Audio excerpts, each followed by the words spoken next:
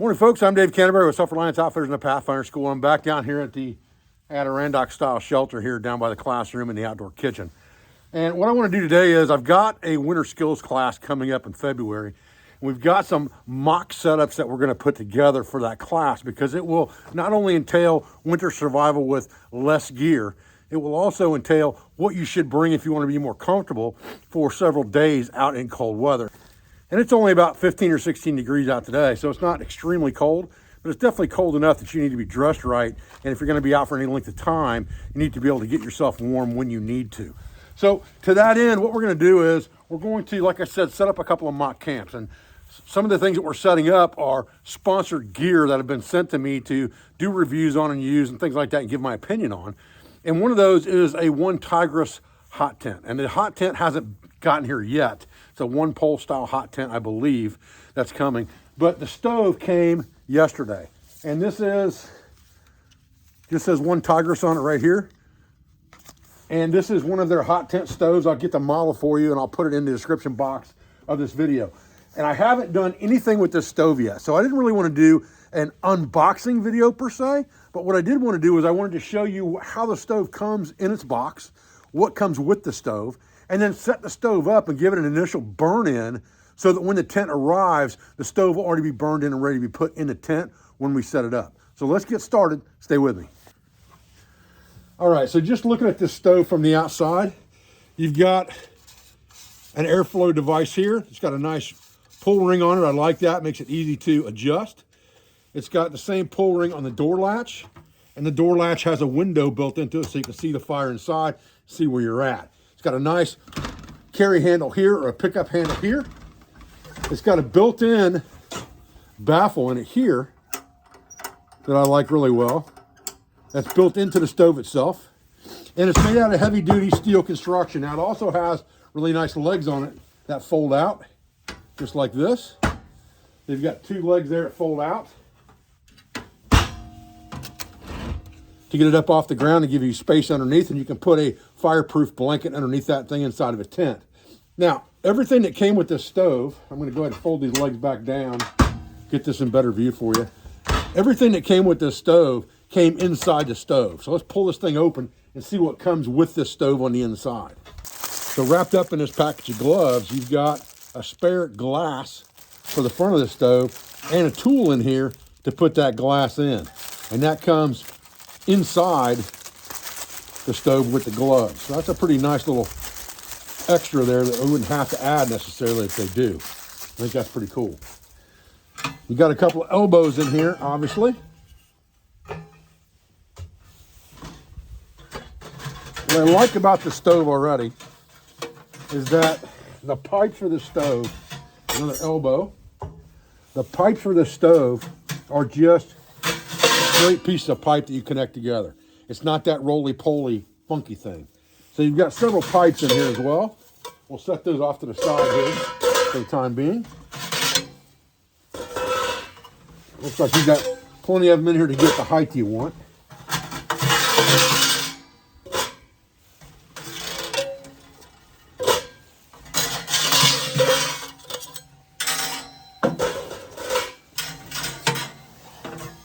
And another elbow there. So you've got 4 elbows and 1, 2, 3, 4, 5, 6, 7 sections of this pipe that are about, I don't know, a foot long probably, okay? So 7 sections of pipe, 4 elbows, and then this is just a fire tending device that comes with the stove. Fairly lightweight piece of material you can use for pulling coals, things like that. And then the airflow itself has a housing around it here so that it just doesn't go straight into the stove. And no sparks can come out of the stove that way because they have a block here. The sparks can't jump out through your vent. And I like that really, really well. Now, one thing I want to show you inside this stove that's pretty unique, and I like it really well. I don't know if you can see inside that stove or not, but where this baffle device is, there's actually a housing in there right at the top that I hope you can see. That actually is very much like this one on the door. It's almost a spark arrestor so that sparks don't come straight up through the flue of this thing and end up on your tent or something like that. So it's kind of a built-in spark arresting device to keep sparks from flying up the tube here. All right, so let's take this stove and just kind of set it up out here on the gravel. Again, those are nice heavy duty legs on that thing. I mean, those are thick gauge steel. They're not gonna be wobbly. They're gonna be pretty stable for sure. We'll set that dude up, get that rocking and rolling. Actually, we'll set it up this way so we can all see what's going on inside. And we'll open up the baffle. All right, so we'll just put a couple sections on here to get this thing to draft well. We won't put all the sections on at one time.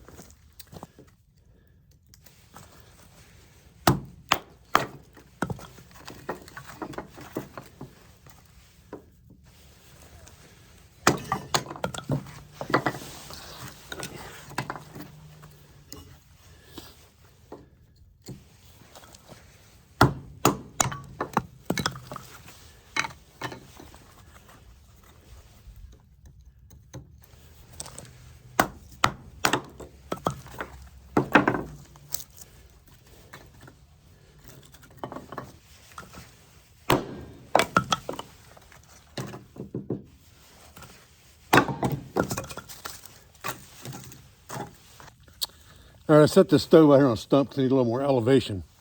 Get a good camera angle on here. So we're gonna stack the stove up, get ready to light. I'll show you how I do that real quick. So the first thing I'm gonna do is I'm gonna put kind of a base log in here on each side. And these bad boys are just barely long enough to fit in here. I'm gonna kind of stand up on one end so I get plenty of airflow in here.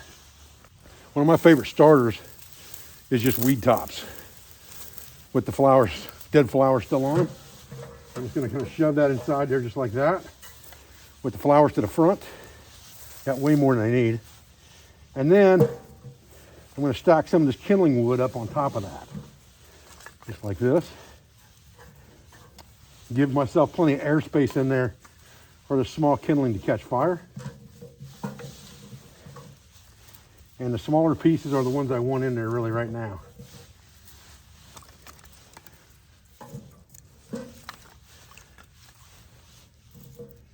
The more surface area I've got in here, the better to start off with. A little bit of birch bark here right in the front, kind of underneath everything, just like that. We'll shut the door, close her down.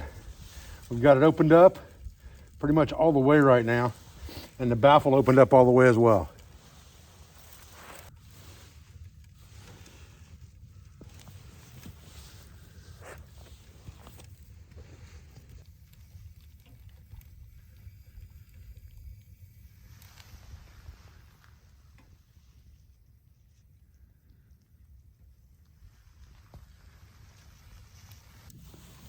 All right, 8 or 10 minutes later, when she's starting to burn good, then I'll start throwing some more wood in there on top of everything.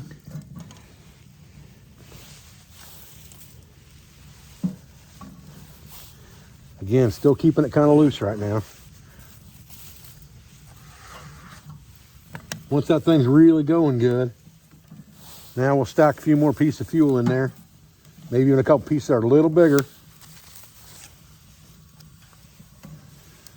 Close her up.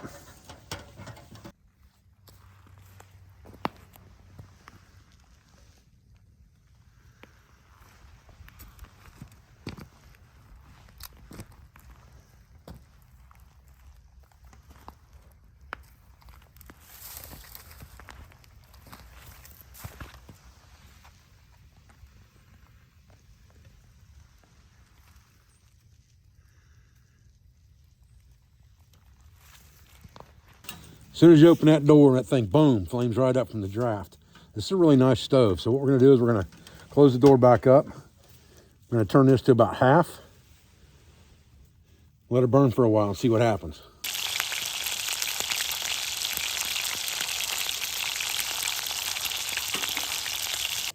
I let this thing burn for, I don't know, probably an hour and a half, something like that. And went ahead and cooked my lunch on top of it while I was waiting. Open the door here and see what we got. You see, as soon as we open the door and the draft comes in, it flames right up. But got a good coal bed built up in there. These side pieces are starting to burn now. This thing would probably burn for another couple, 3 hours with just the wood that's in there now without adding anything else from what we've already added. Now would be the time to load this thing up with wood, close her down, Drop the dampers down a little bit more maybe. Take that back damper and close it about halfway. You'd be good for 5 or 6 hours for sure. All right, guys, well, there you go. You know, my first impressions of this one Tigris stove, without using it inside a tent actually and just getting an initial burn in, is I like the construction. It's heavy duty. It is heavy, probably weighs 15 pounds, something like that. I don't know, I didn't weigh it and I haven't looked at the specs, but that's probably close. I've always been a guy who, you know, if you worry too much about weight when you're gonna have to have conveyance anyway, then you're worrying about the wrong thing. I would rather have this thing heavy duty and have to drag it around with the sled or in a four-wheeler because I'm never gonna carry it on my back. So if I'm gonna have to do that anyway, I want the thing to be heavy duty. And this thing seems to be really nice and heavy duty. I like the sectional pipe instead of the roll up. I like the fact that it comes with some accessories like a pair of leather gloves, comes with an extra pane of glass for the front of the stove in case you were to break it or something like that. The leg construction on it is very heavy duty. There's no chance of that thing rocking around while you're throwing wood in there or messing around inside it to arrange your wood. I just like everything about this stove so far. And so we'll see how it does when we get it in a hot tent. But from what I can see right now, it also burns very efficiently. And I like the way it's set up, like I said. So it's kind of got a damper up here built into it so you don't get sparks going up the flue. And the same thing on the front side, so you don't get sparks jumping out the front when you've got that air vent opened all the way. I like those two features really well. So I appreciate you guys joining me out here today for this quick video on this one Tigris hot tent stove. I appreciate your views and I appreciate your support. I thank you for everything you do for our school, for our family, for our business, all of our sponsors, instructors, affiliates, friends, and I'll be back with another video as soon as I can, guys. Thanks.